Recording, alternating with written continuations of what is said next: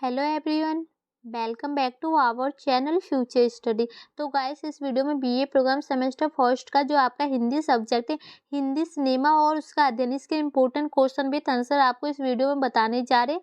तो जो ये क्लासेस हमारे थर्ड है, इससे पहले की बाकी की क्लासेस नहीं देखी तो देख लीजिएगा, लिंक आपको डिस्क्रिप्शन बॉक्स में मिल जाएगा। इससे क्लासेस फर्स्ट में हमने आपको इस क्वेश्चन का आंसर बताया, जो हिंदी सिनेमा के उद्भव और विकास का परिचय दीजिए। एंड आपको जो सेकंड क्लासेस थी हमारी, ये वाले क्वेश्चन जो हिंदी कला थी उसके ऊपर हमने बताए थे, और जो ये क्लासेस हमारी थर्ड होने जा रही है, तो इसमें हम आपको जो क्वेश्चन का आंसर बता रहे हैं, देख लीजिए क्लास थर्ड में इस क्वेश्चन का आंसर आपको कंप्लीट मिलने वाला है। तो जो क्वेश्चन क्या है, तो देखिए आपके सामने, सिनेमाई भाषा में प्रकाश संयोजन और बैकग्राउंड साउंड के महत्व का व्याख्या कीजिए। तो जो आपका प्रकाश व्यवस्था होती है उसके बारे में बताना है, जो बैकग्राउंड में जो म्यूजिक का प्रयोग किया जाता है उसके बारे में, उसके महत्व के बारे में बताना है। तो क्वेश्चन समझ में आ गए, चलिए आंसर देखते हैं। तो सबसे पहले परिचय लिखना होगा। तो देखिए, सिनेमाई भाषा सिनेमा के तरीके और परंपराएं हैं जो दर्शकों के साथ संवाद करने के लिए उपयोग की जाती है। तो जो सिनेमा भाषा है और जो परंपराएं होती है वो किस लिए, जो दर्शक होते हैं, जो लोग होते हैं, उनसे संवाद मतलब बातचीत करने के लिए प्रयोग में किए जाते हैं। सिनेमाई भाषा के तत्वों में कैमरा, एंगल, फोकस और मूवमेंट, लाइटिंग, ध्वनि, संगीत, संपादक और प्रदर्शन शामिल है। तो जो सिनेमाई भाषा के तत्वों के रूप में आप किसी जो कैमरे को ले सकते हैं, जो मूवमेंट होती है, जो भी आप फोकस करते हैं किसी चीज़ पर, ध्वनि को लेते हैं, सीन लेते, लाइट लेते, ये सभी इनके लिए जरूरी है, इनके प्रयोग के लिए, इनके द्वारा इनकी जो लैंग्वेज का प्रयोग किया जाता है। ठीक है, अब यहाँ देखिए पॉइंट, सिनेमाई भाषा में प्रकाश संयोजन का महत्व। अब इसके जो महत्व क्या होते हैं प्रकाश व्यवस्था के, वो देखते हैं। यहाँ पर लिखें, सिनेमा में सिर्फ कैमरे की ही भाषा नहीं होती, बल्कि कैमरे के जरिए जो है वे सब समेकित रूप से फिल्म की भाषा होती है। तो देखो, जिस सिनेमा में सिर्फ कैमरे के महत्व को नहीं समझा जाता, जो कैमरे के जरिए जो भी कुछ बताया जाता है ना, वो एक फिल्म की भाषा होती है। ठीक है, और इसमें प्रकाश संयोजन का विशेष महत्व, और इसमें सबसे ज्यादा जो महत्व किसका होता है, जो प्रकाश संयोजन का होता है, क्योंकि वह उस भाषा को और अर्थवन बनाता है। कैमरा पात्रों के मनोभाव को और गहराई से दर्ज करता है। तो जो भी भाषा होती है उनके अर्थ का पता चलता है, और जो कैमरा है उसके मनोभावों को गहराई से दर्ज करता है फिल्म में। सिनेमा में कई तरह की लाइट प्रकाश व्यवस्था का इस्तेमाल किया जाता है। तो सिनेमा में कई तरह की लाइटें, अलग अलग तरीके की लाइट आप देखते ही होंगे। हॉरर फिल्म देखेंगे तो आपको अंधेरा सा छा जाएगा, तो हल्की सी लाइट आती है, तो वही सब लाइट व्यवस्था होती है। जैसे कि यहाँ देखिए, light, fill light, black light, side light, red light. तो आपको जैसे वाइट लाइट होती है, ब्लैक होती है, रेड होती है, ग्रीन लाइट होती है, साउंड लाइट होती है, सॉफ्ट लाइट होती है, कैच लाइट होती है। जैसे लैपटॉप, फोन, टीवी इत्यादि के जो लाइट होते हैं, तो इन सभी के द्वारा जो लाइट व्यवस्था की जाती है। ठीक है, इस प्रकार से प्रकाश संयोजन द्वारा फिल्मकार अपनी फिल्म की भाषा को और प्रभावशाली और संप्रेषणीय बनाता है। तो जो लाइट व्यवस्था के अकॉर्डिंग जो उनकी सरल लैंग्वेज का यूज किया जाता है, और उसको पूरे में प्रभावशाली बनाता है। ठीक है, दरअसल सिनेमा में कैमरे के जरिए जो कहानी कही जाती है उसमें प्रकाश संयोजन का विशेष महत्व है। और जो कैमरे के जरिए जो भी आपको कहानी बताई जाती है, सिनेमा मतलब फिल्म में, उसमें सबसे ज्यादा जो महत्व होता है ना, प्रकाश संयोजन का होता है, मतलब प्रकाश व्यवस्था लाइट की। किसी भी शॉट में क्या दिखेगा, कितना दिखेगा और कैसे दिखेगा, ये प्रकाश संयोजन पर ही निर्भर करता है। अगर आप मूवी देखते हो तो पहले सबसे फर्स्ट पर आप देखो कैमरे में क्या क्या चीजें होती है, वो किस पर, जो लाइट वहां पर कैमरे का फरता है, फोकस उसी का होता है। प्रकाश संयोजन द्वारा न केवल सिनेमाई भाषा की क्षमता का सुंदर प्रयोग होता है, बल्कि वह यह भी तय करता है कि दर्शक कहाँ और कितना देखे। तो जो एक सुंदर प्रयोग भी किया जाता है, इसके साथ साथ जो दर्शक होते हैं, जो लोग होते हैं, कितना देख सकते हैं, कितना नहीं देख सकते, ये भी जो प्रकाश व्यवस्था पर निर्भर करता है। इतना ही नहीं, महसूस फिल्मकार गुरुदत्त अपनी फिल्मों में सुंदर और प्रभावशाली प्रकाश संयोजन के जरिए जिस तरह परिवेश और पात्र में मनोभाव व्यक्त करते हुए कहानी कहते हुए आज भी बजोर है। तो जो पता है, जो एक फिल्मकार है गुरुदत्त, इन्होंने अपनी जो भी फिल्में बनाई उसमें सबमें जो प्रकाश व्यवस्था को महत्व दिया, उनके जरिए जो भी बनाई है वो आज की फिल्में बहुत ज़्यादा देखी जाती है। उनकी फिल्म आज भी फिल्म स्कूल में प्रकाश संयोजन समझाने के लिए विशेष रूप से पढ़ाई जाती है। और उन्होंने जो फिल्म बनाई है प्रकाश व्यवस्था के ऊपर, जो स्कूल में, जो कॉलेज में उनकी फिल्में दिखाई जाती है बच्चों को समझाने के लिए। उनकी फिल्म प्यासा, कागज के फूल और साहब बीबी द्वारा निर्देश न केवल कहानी के अनुरूप परिशान थे, वे आज भी बेजोर गुलामी से समझने के लिए देखी जा सकती है।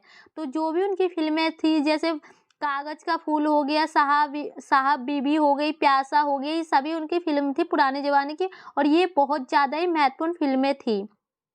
यहाँ प्रकाश संयोजन कैमरे की भाषा की क्षमता को कई गुना बढ़ा देता है। प्रकाश संयोजन परिवेश को जीवंत बनाता है, बल्कि किरदार के मनोभाव को समझने में दर्शक की मदद भी करता है। तो जो प्रकाश व्यवस्था होती है ना, एक कैमरे की भूमिका को भी बढ़ा देती है, और साथ ही साथ जो प्रकाश संयोजन करते हैं ना, एक जीवांत मतलब एक जीवित जैसा दिखता है, जो प्रकाश व्यवस्था के अकॉर्डिंग कि हाँ ये सच में ये सब होता है।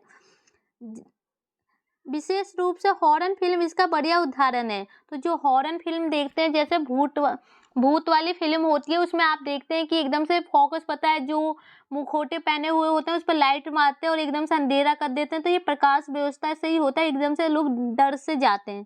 तो ये तो आपको समझ में आ गया है। सेकेंड पॉइंट यहीं से बन रहा है, जो आपका सिनेमाई भाषा में ध्वनि संयोजन, बैकग्राउंड का महत्व। मतलब जो बैकग्राउंड में जो म्यूजिक का प्रयोग किया जाता है, ध्वनि का प्रयोग किया जाता है, वो क्या है। तो देखिए, एक क्वेश्चन आधा खत्म हो चुका है, सेकंड स्टार्ट हो गया है। यहाँ से देखिए, सिनेमा की भाषा कैमरे की भाषा है, और एक शॉट दरअसल एक व्याख्या जैसा होता है। तो जो कैमरा और सिनेमा की दोनों की भाषा एक जैसी होती है। अगर कोई भी शॉट का निर्माण करना होता है तो उसमें सबसे महत्वपूर्ण भूमिका किसकी होती है, जो कैमरे की होती है।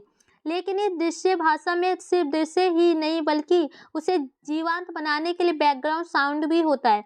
तो जो भाषा को एक अच्छे तरीके से करने के लिए ना, उसमें देखो दृश्य के साथ साथ जो बैकग्राउंड म्यूजिक होती है वो भी इम्पोर्टेंट होता है। दरअसल बैकग्राउंड साउंड किसी भी शॉट को प्रामाणिक और यथार्थ बनाते हैं। सिनेमा में अभ्यासी यथार्थ को वास्तविकता अनुभव कराने में इसका विशेष योगदान है।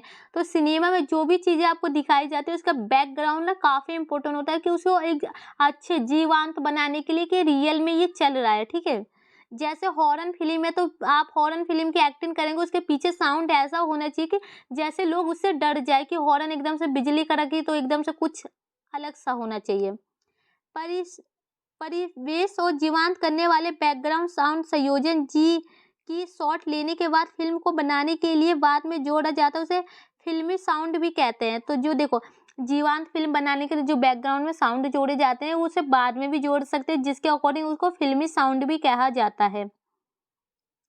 जैसे दरवाजा आवाज, जूते, घड़ी, बर्तन इत्यादि की वे आवाजें जो हमारे परिवेश में सहज रूप से उपस्थित रहती है। तो जैसे कि आपको दरवाजा खोलते हैं तो उसकी आवाज़ आती है, जूते चलने की, पैरों की आवाज़ आती है, घड़ी के टन टन, बर्तन के पानी की सभी आवाज़ें आती है। तो इसको बैकग्राउंड में यूज किया जाता है।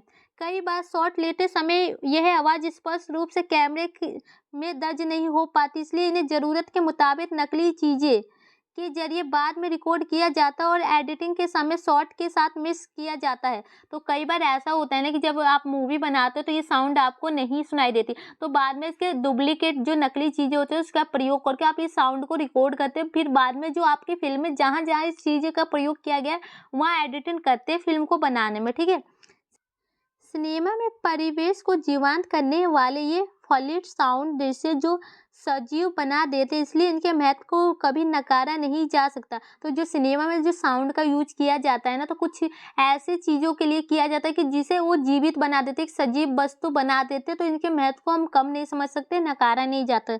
यहाँ तक कि सिनेमा का आरंभिक काल था और फ्लूइड साउंड की तकनीकी ईजाद नहीं हुई थी, तब भी सिनेमा के मुख्य चित्रों के साथ संगीत दिया जाता था, क्योंकि यह दृश्य को एक जीवंत प्रदान करते हैं। तो आपको पता है, जब आपको पहले जो फिल्म बनी थी राजा हरिश्चंद्र, जो सबसे पहली फिल्म थी, तो उसमें जो गूंगी फिल्म होती है जिसे मूक फिल्म कहा जाता है, तो उसमें जो कुछ ऐसे भी साउंड दिए जाते थे जिससे ये लगता था कि वो फिल्म जीवित है।